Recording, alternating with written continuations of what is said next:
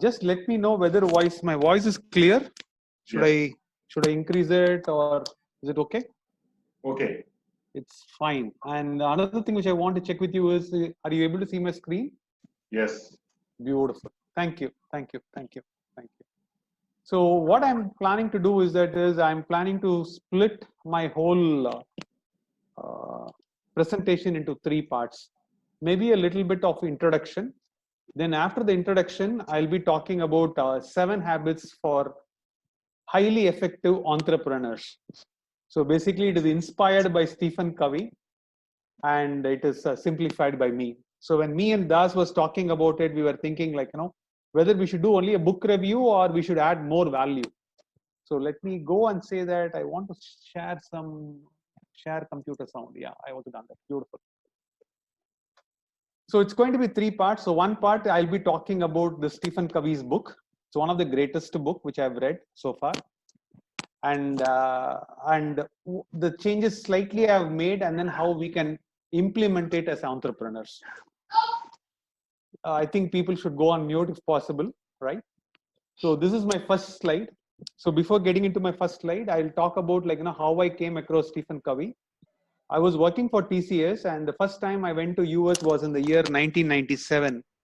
And I heard a lot of good things about the libraries, the facilities, the colleges, and the universities.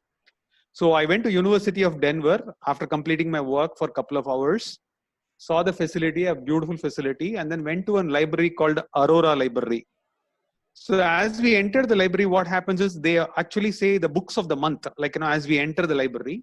And on that particular month, they were saying that the book of the month was 7 Habits of Highly Effective People by Stephen Covey. And that's how I read the book. And when I took the book and then when I started reading few chapters, honestly speaking, I felt asleep, in the sense that there's too much of a content is there, too much of a heavy content was there. And but the book actually transformed me. So you have to take a serious amount of time to read it. So what I'm going to do is I'm going to condense it for you in a very, very nutshell. So when we start our life, what we think is our life is going to be pretty smooth. We get into this and then it will be a smooth sail. But unfortunately, what happens is we talk about, let's say, demonetization, and then suddenly there's a dip is there. After demonetization, we try to recover. Some GST is there. After GST, we try to recover. Now there is something called COVID is there. Now, why I'm talking about 7 habits of highly effective people is, if our foundation is really good, irrespective of any of the things that we are going to talk about it, I think we will be face all this situation really well. So we'll talk about those things now. Before I get into a book, I would like to ask one simple question, right? So I've created a small quiz over here. Some of you are on, let's say, the Zoom app. Most of you are on the Facebook app. So anybody on the Facebook app, I will not be able to track, right? So I will also take help from Das here, right? So this is a small quiz. Who am I is the quiz. So it says, I am your constant companion. I am your greatest helper or your heaviest burden. I will push you onward or I will drag you down to failure. I am completely at your command. Of the things you do, you might as well turn them over to me and I'll be able to do them quickly and correctly. I am easily managed. You must merely be firm with me. Show me exactly how you want something done, and after a few lessons, I will do it automatically. Those who are great, I have made great. Those who are failures, I've made them failures. I am not a machine, though I work with precision like a machine, plus the intelligence of a human being. Take me, train me, be firm with me, and I'll put you the world at your feet. Be easy with me, and I will destroy you. Be easy with me, I will destroy you. Who am I? Any answers? Can you go and put it? Can you put it in the chat box? Any 1 or 2 answers which comes to you? Who is this person we are talking about? Does any response in the chat box?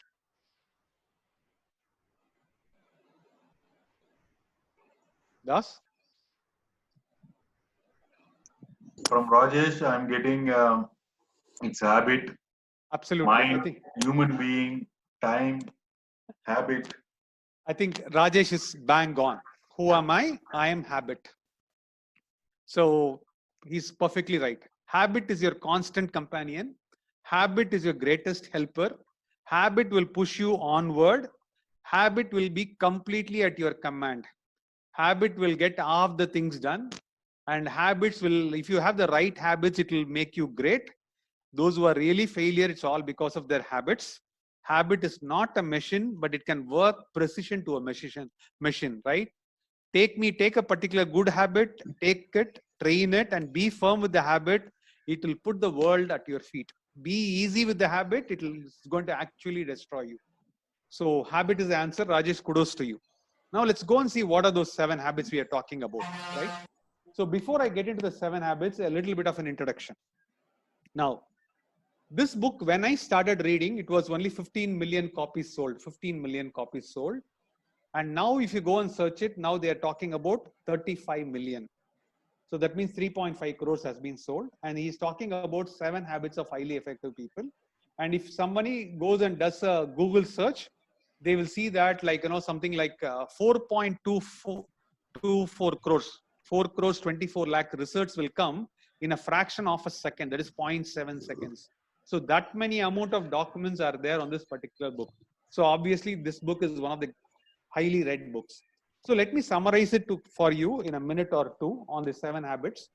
The first habit is talking, if you have a paper and pen, you can note it down. The first habit he's talking about is called as be proactive. There will be too many things that will be coming up in front of us.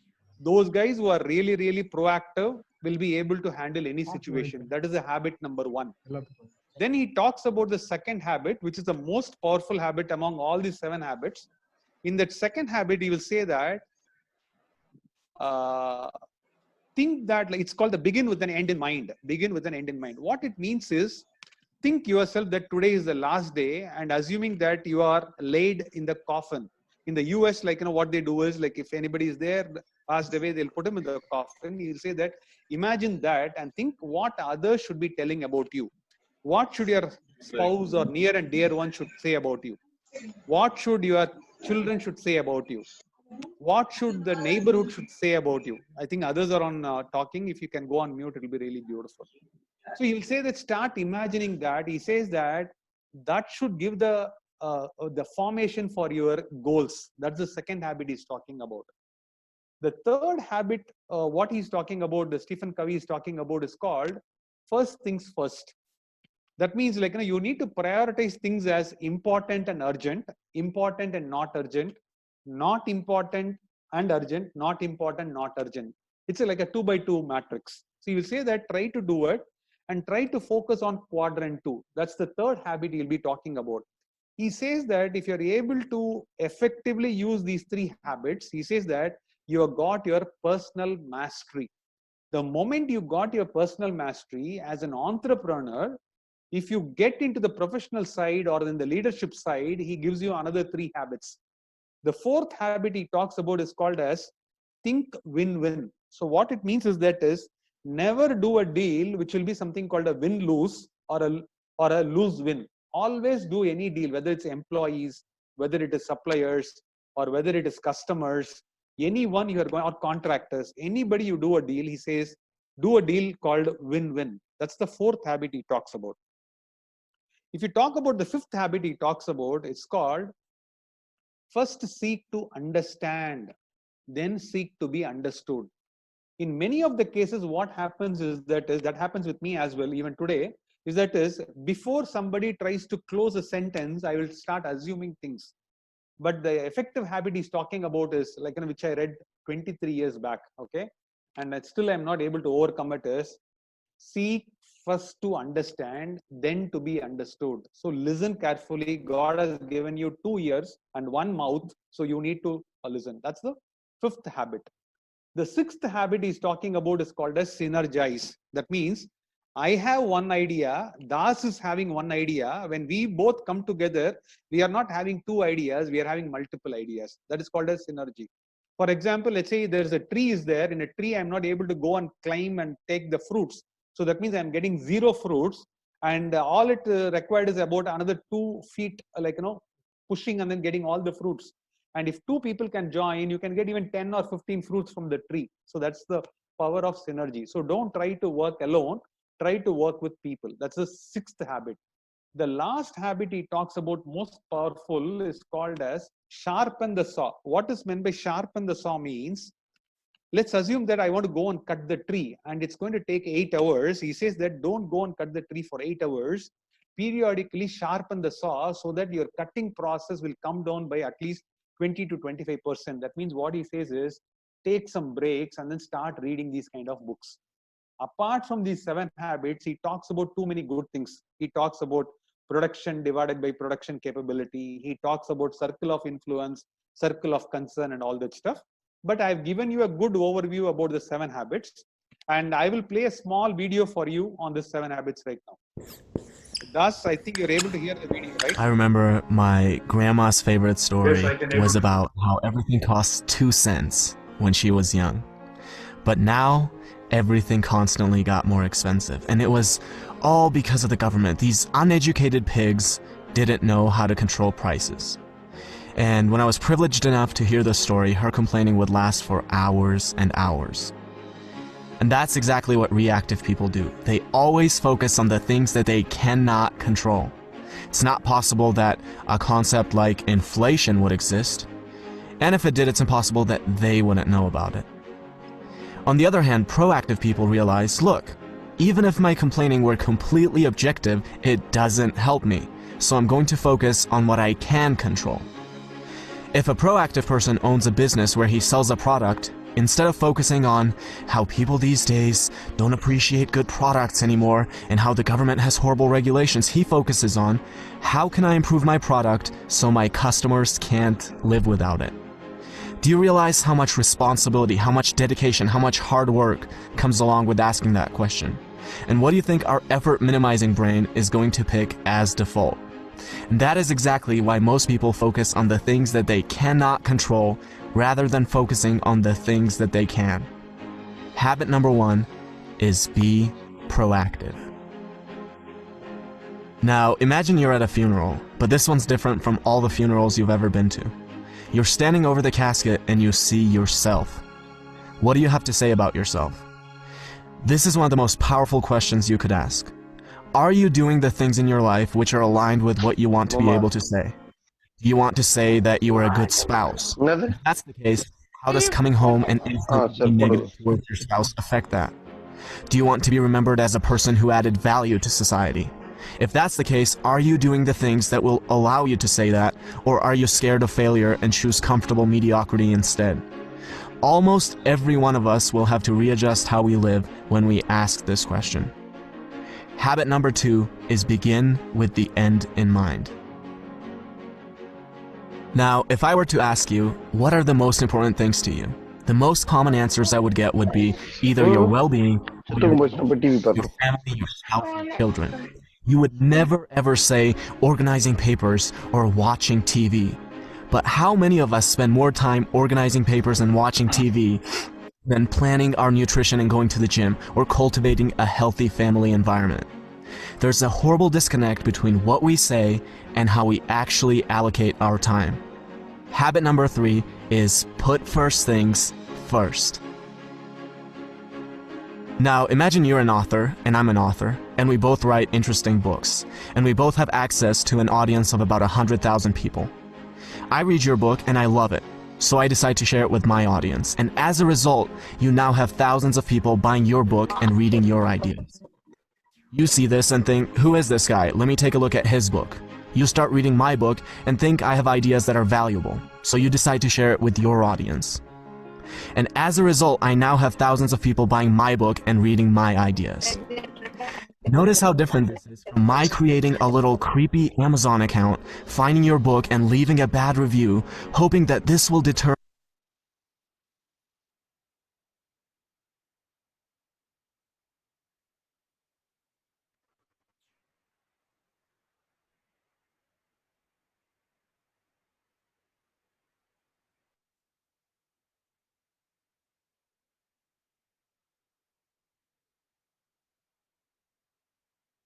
a few people from buying your book, which will in turn somehow get them to buy my book.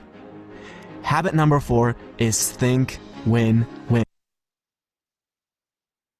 Young. But now, everything constantly got more expensive. And it was all because of the government. These uneducated pigs didn't know.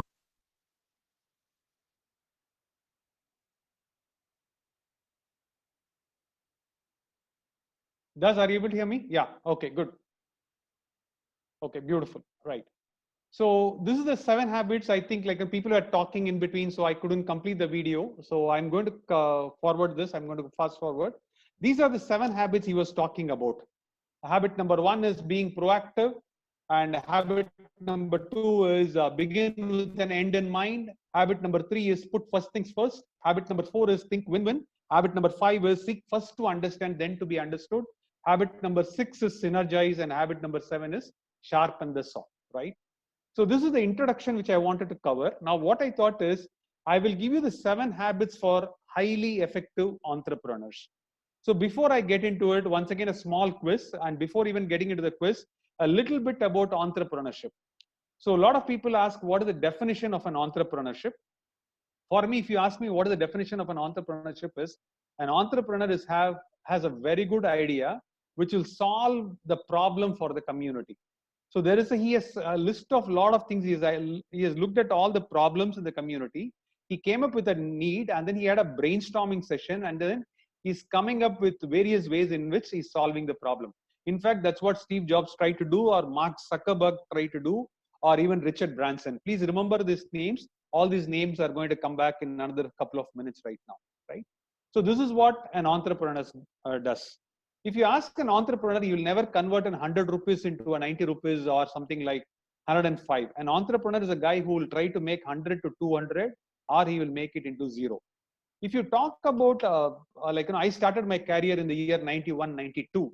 In 92, there were 2 IT companies which I closely followed. One is called Infosys Technologies, and another one is called Kumaran Software. There are 2 companies which I followed in 1992, along with TCS. That's the time I was working for TCS. But if you look at that 2019, still both the companies were there. Whereas Infosys grew from 12 lakhs revenue, it went to 82,675 crores. Whereas Kumaran Software, which also had 12 lakhs, had grown only up to 144 crores. Can you see, there are companies which are growing at a much faster rate, and there are companies which are growing at a much slower rate. So you are going to learn why, why certain companies are going to do it. And it's all because of certain habits, right? And before that, we also learn a lot of things from failures. One of the great books I would expect all the entrepreneurs to read is called Failing to Succeed by K. Vaitishwaran. He started indiaplaza.com much before. He was working in Wipro, and then he started this company. When you read this book, you will know, what an entrepreneur will go through and all that stuff. A good book. But right now, you're not able to order the book. You can always buy a Kindle edition and then read it. Okay. Before I go into it, let's see, why one company is able to grow manifold and one company is not able that much. So a small video. Once again. How does a leader train himself? How does he groom himself for scaling? Vision is fine, but how do I train myself? What do I do? So what did you do to yourself? Nayan Murthy of a startup to a billion-dollar corporation. First of all, the biggest instrument for improvement for leaders is feedback.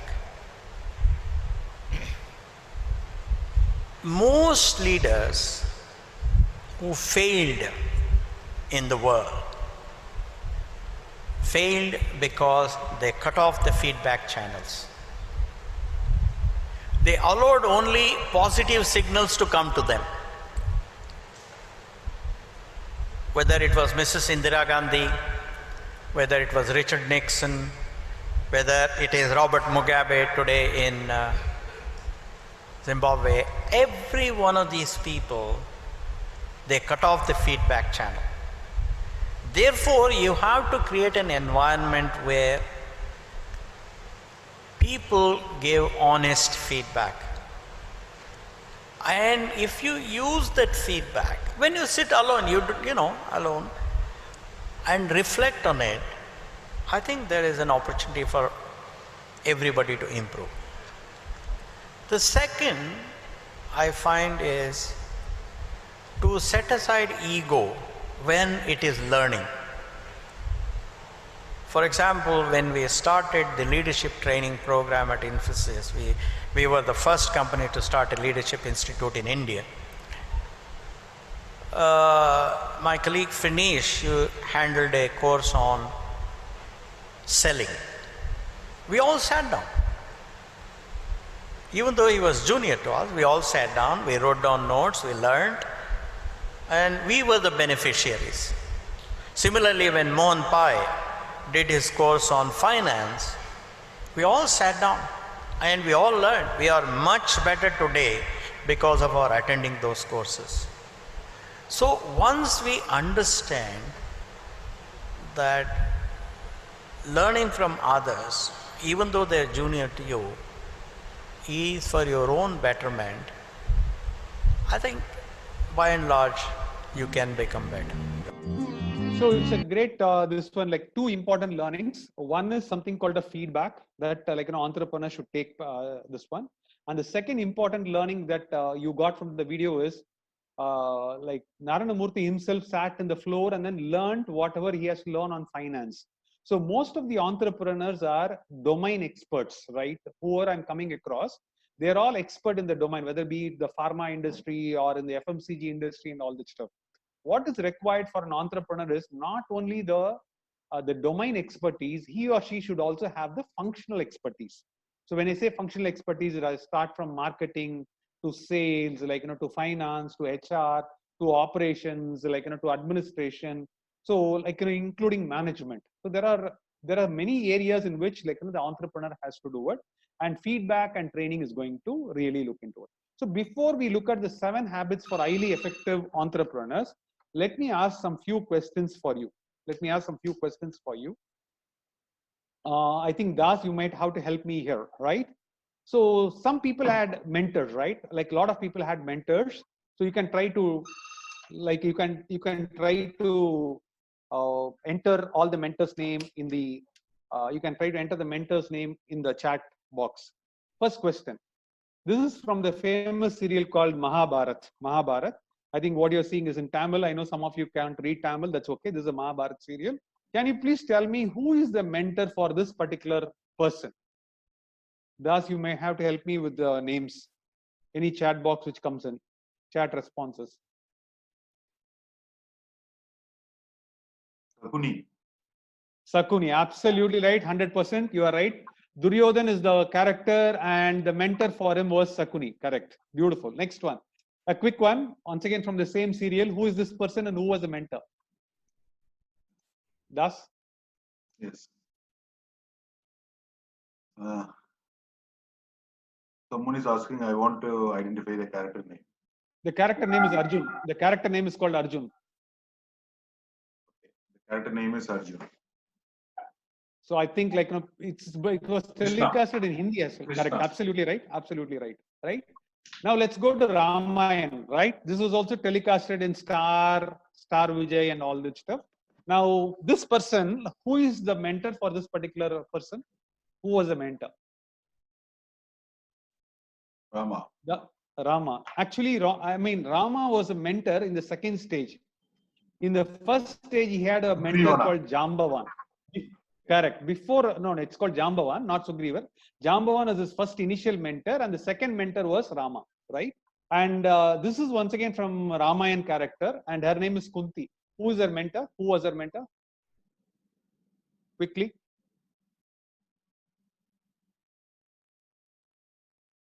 Okay, let me go forward. It's Kuni. It's Kuni. Kuni is the mentor for her. Okay, Bharathan's mom. Now, there's one more character in the same Ramayana, like this person is called Ravan. So for Ravan, who is the mentor for Ravan? Anything comes with that? Shiva. No. The mentor actually was her mom, his mom, and the council of ministers. They'll come and say that, son, you have been born out of boon. Nothing will happen to you. No human being can touch you. Nothing will happen. And the council of ministers will say that, we are in Sri Lanka, nothing can happen. We are surrounded by, full of water, and there's a big moat is there, nobody can enter and all that stuff. So actually the mentors were them. And now let's get into business. So people will know about him. This person is called Warren Buffett. Who was the mentor for Warren Buffett? Any answers coming in thus? Benjamin. Absolutely, 200% right. Benjamin Graham is the mentor. Okay, now let me go to the next one. Bill Gates. Who is the mentor for Bill Gates?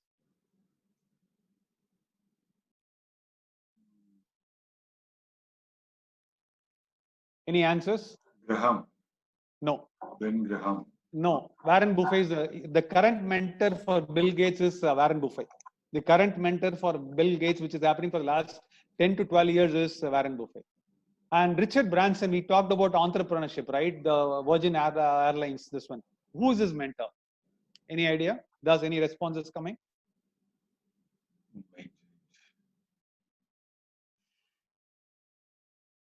Bill Gates.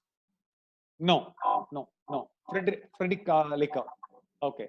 Now, everybody knows, like, we are using him for advertising and all this. Who was his mentor? Facebook. Any answers are coming? Does? No, not it. Steve Jobs. Absolutely right. Steve Jobs. And now our own Narayana Murthy. We saw the video as well, right? Who is the mentor for him? Maybe his wife. Good guess. Actually, is Gurucharan Das. That means any group, any successful group in India, whether it's Tata Group or whether it's Birlas or Godrej, you take any group, always there is a mentor, right? So that means, and let's talk about popular sports. You name any one person in any sport, whether be it cricket or tennis or something like that. Tell me one sport where the person has reached the peak without the help of a coach. Is there any one sportsman who has reached the world top position without having a mentor or a coach? In sports, it's actually a coach, right? Any one person? The answer is no. We all need mentors and coaches. So now that means that's the habit number 7.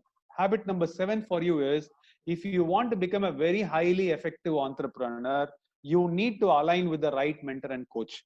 One of the reasons why I accepted for doing this program for UBC was UBC wanted to play that role for future entrepreneurs. So I said, like, let me share this idea. This is the habit number 7.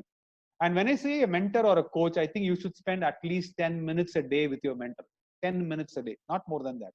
Maybe in a month, it's about 300 minutes. Am I doing the right things? What is your feedback?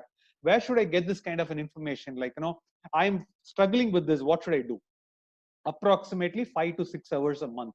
That's the amount you should spend with a mentor. Maybe once in a quarter, maybe a one-day workshop or whatever. So that means at least 1 hour a week, not more than that. And this person will point out all the things which you are doing right and all the things which you are doing wrong. And he will also help you to figure out all the answers. And how much you should be paying him, maybe in terms of equity, or it could be whatever small amount.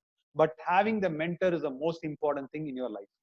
The second habit which you should be having is called building a A-class team, not a club. I mean, B or C type. Your team should be of A type, right?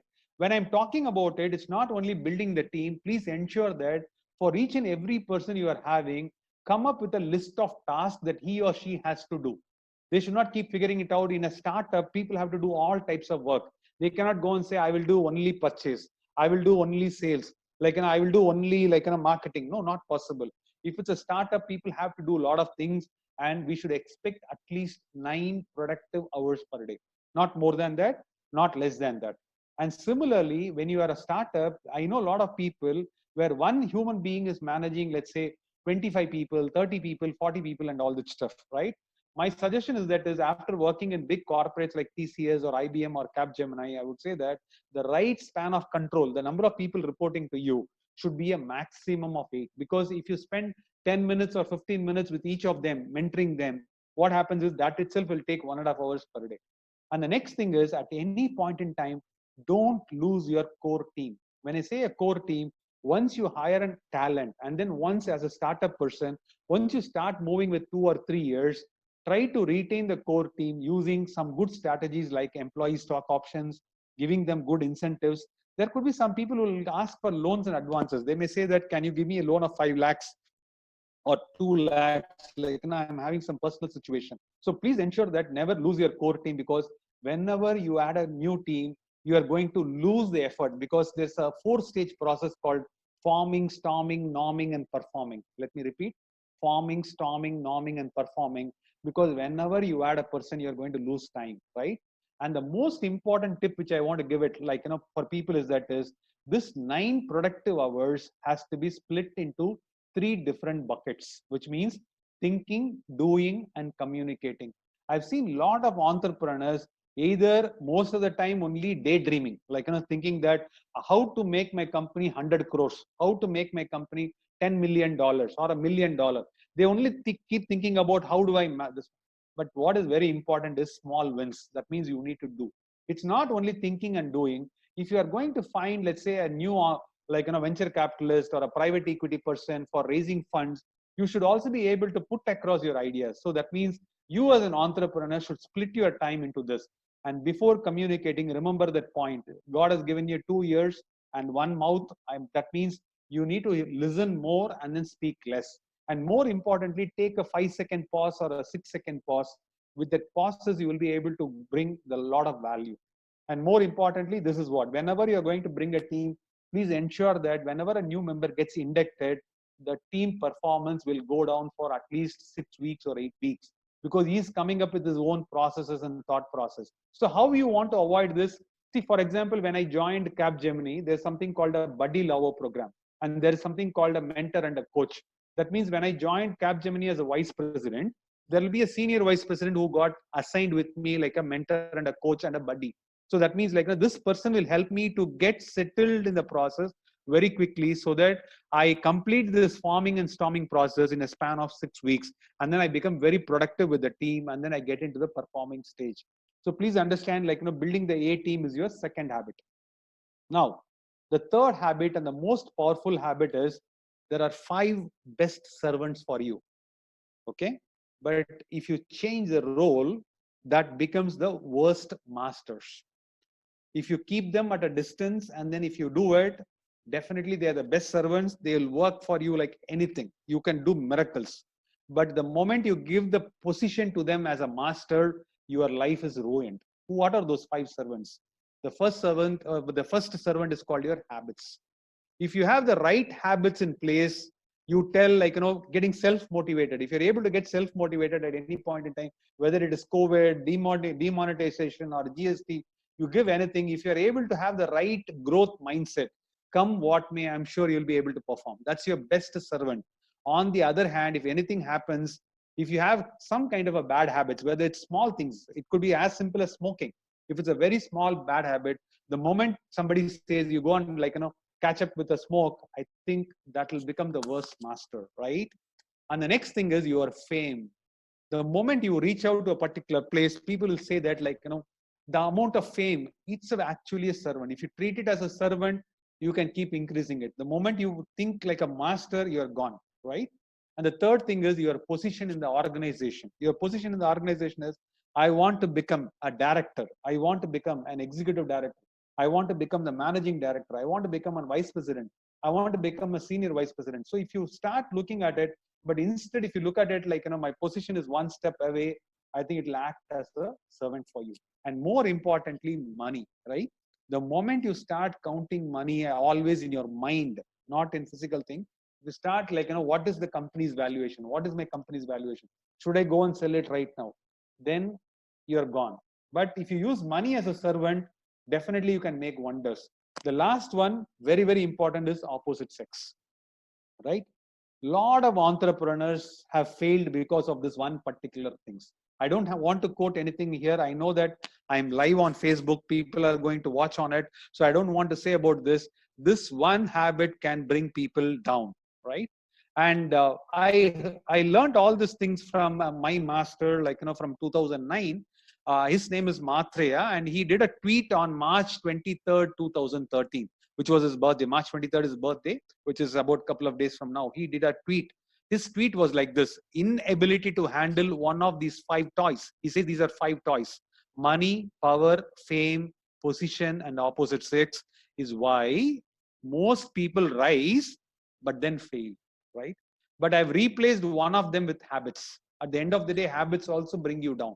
So I made a small change. And recently I got one WhatsApp forward, which I'm going to share it with you. This is a WhatsApp forward. I got it. It says, sex in the body is fine, money in the pocket is fine. They only become a problem when you enter your mind. Such a powerful things. So guys, like, those guys who want to be an entrepreneurs, please ensure that you have these five best servants for you, right? This is habit number 5. Let me go to habit number 4. Habit number 4 is, I was talking about 7 habits of highly effective people. In that I was talking about the third habit. The third habit is nothing but first things first. The first things first is coming as these kind of quadrants. You should be focusing most of your activities, important activities, and on not urgent things. When I say not urgent things means you should be empowering your people. You should spend time with relationship building with your suppliers, relationship building with your customers, relationship building with your vertical heads, relationship building with your R&D team, relationship building with government, relationship building with your ecosystem. That's where you should be spending your time.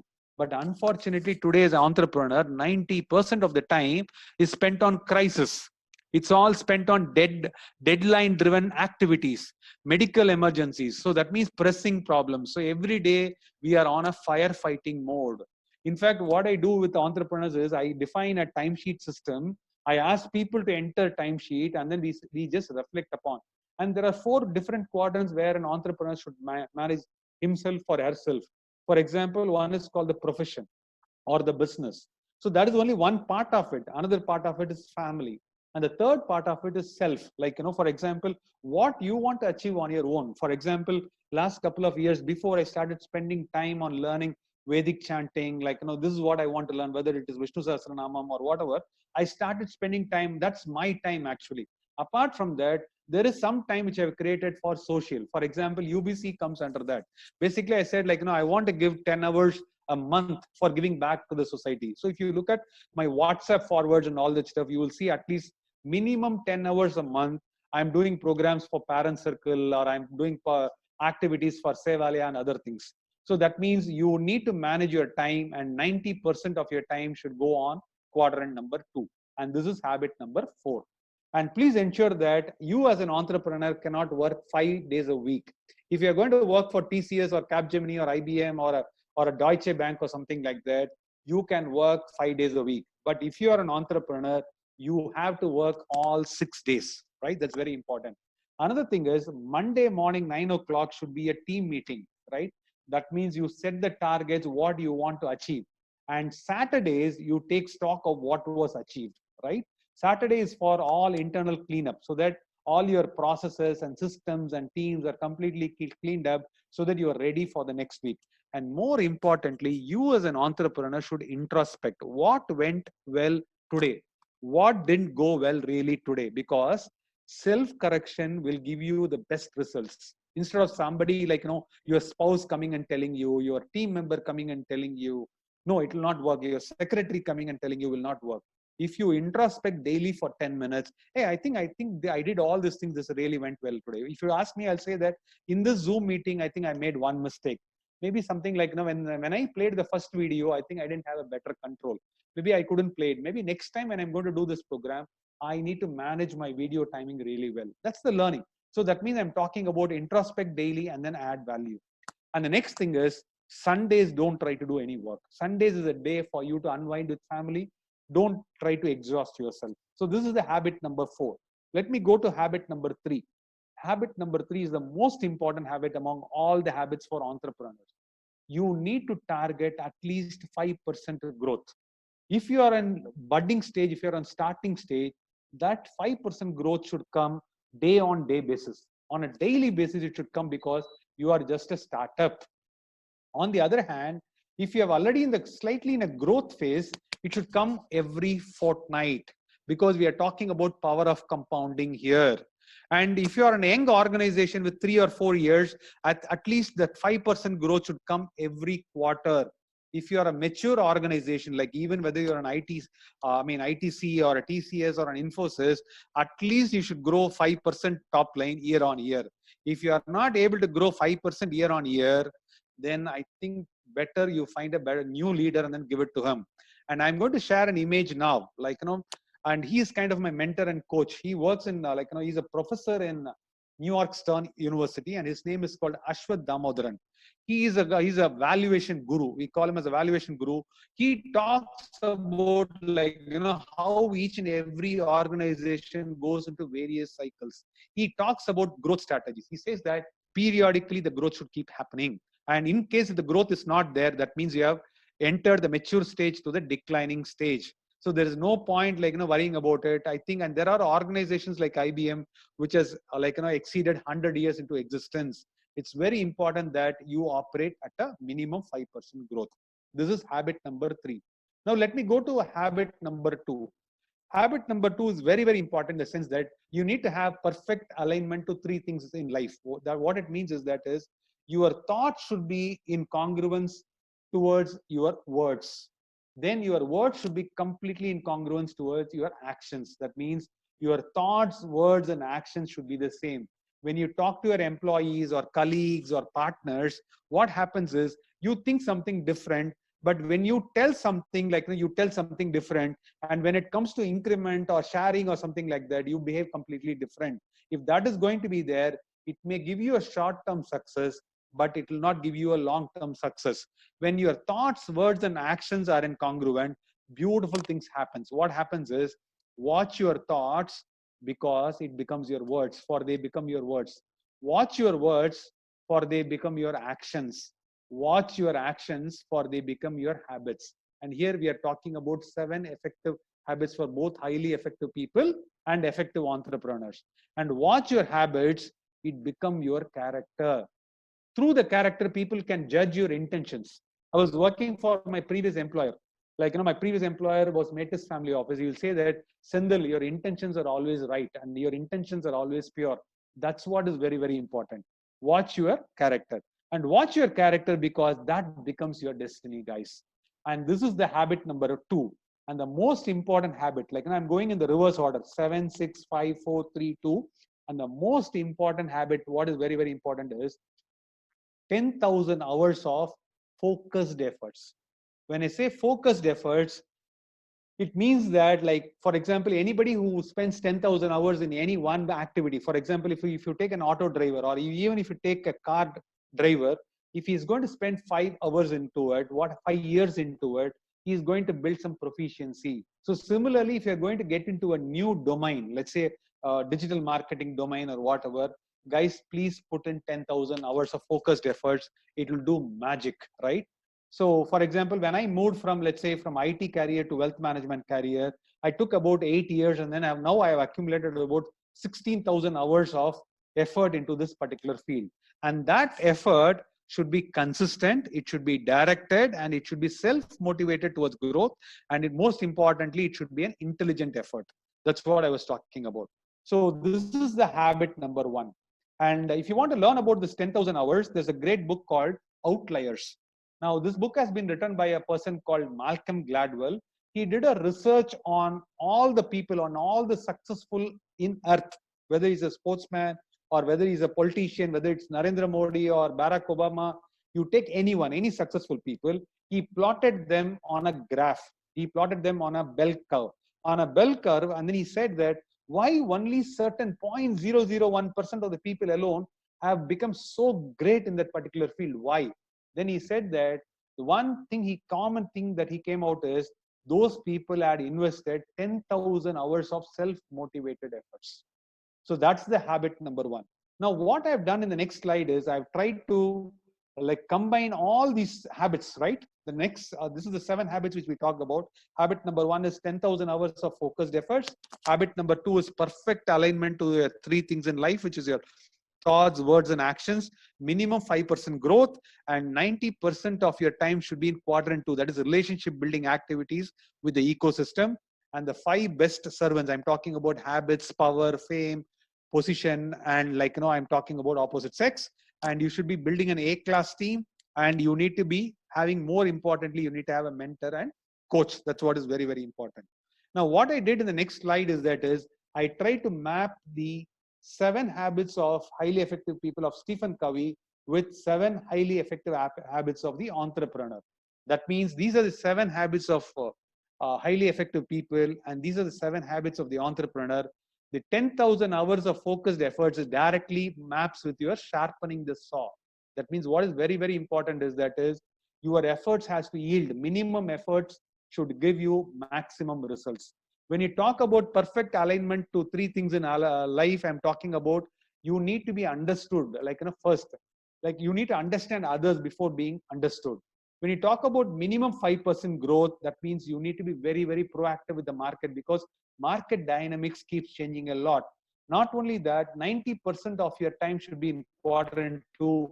It exactly meets with your first things first.